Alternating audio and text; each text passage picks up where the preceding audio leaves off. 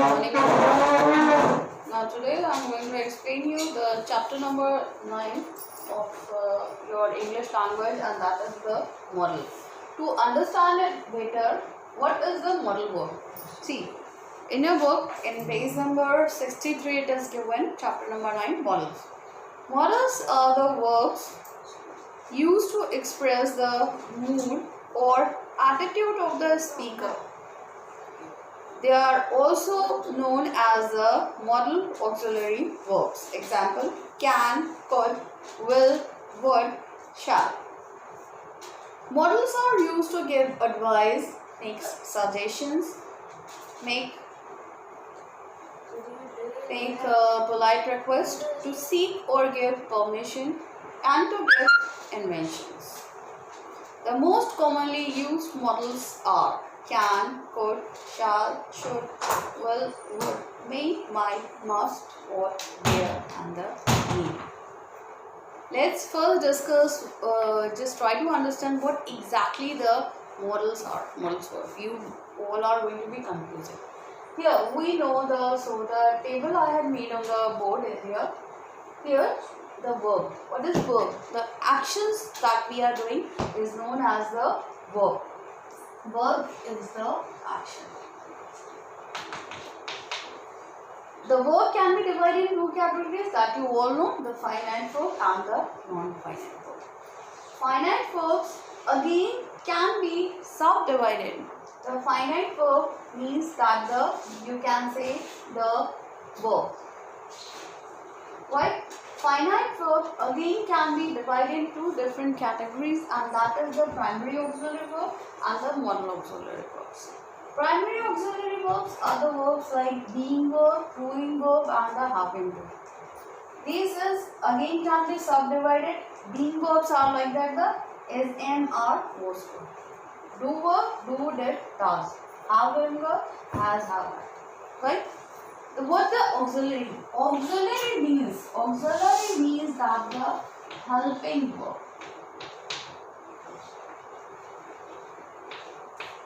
Right? So now the finite verb again the second category is the modal auxiliary verb. What is the difference? Is the will, shall, can, may, ought. What is the difference between the two? The difference between the two is that we had seen in the finite verb that these words is, am, are, was, were can be changed when we are changing of the sentence, the subject of the sentence. Suppose I am writing here, I am going to the market. She is going to the market. So here I have changed it now. That and here I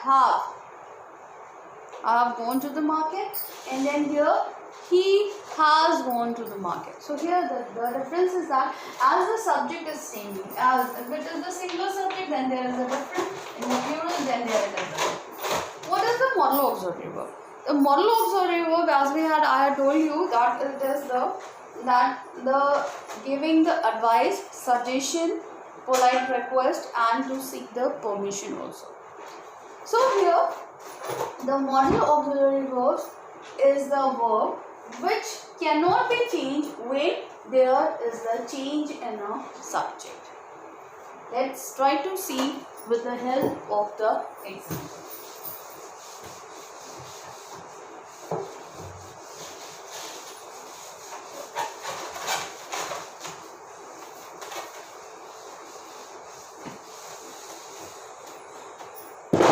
If I am writing here is that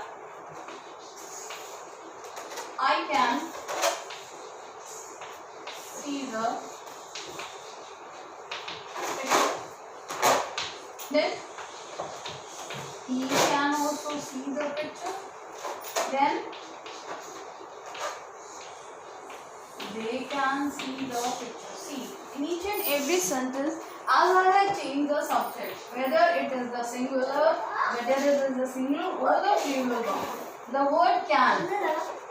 It is the same in all the three sentences. So here it is the modal auxiliary verb.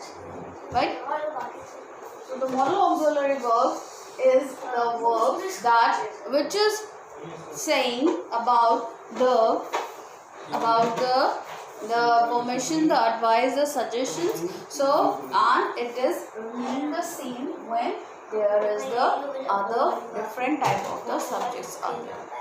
What are the features of the modal verb is that modals are type of the verb. It is a verb. See the different type is given: can, could, shall, should, will, would, may, might, must, ought to, and they are not. So they can be used only in the helping form.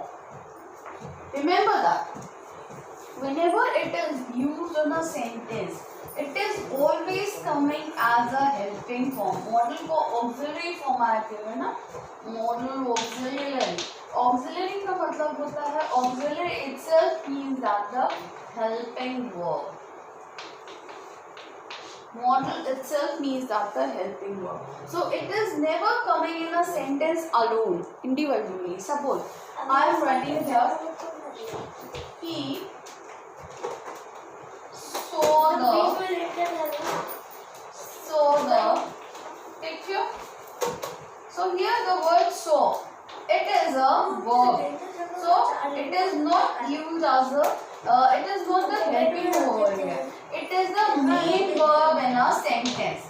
It is the main verb in a sentence. So there is the main verb and the helping verb also. So the modal auxiliary verb always coming in a sentence as a helping verb in a sentence, right? Third point is that they cannot be used as the main verb in the sentence. They cannot be used as a main verb in the sentence. They are always used as a helping verb in a sentence. But the primary auxiliary verb that I told you, that can be used in few sentences as the main verb as well as the helping verb also in a sentence.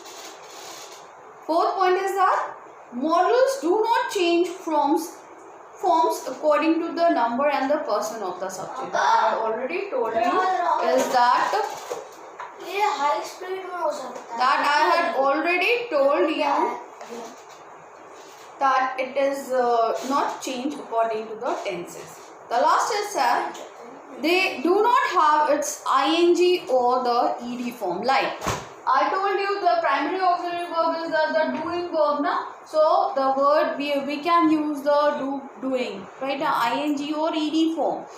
But here it will be the same in each and every places wherever they are used, right? I hope it will be clear up to you. In my next session, I'll just discuss with you the different words of the auxiliary verbs. Thank you.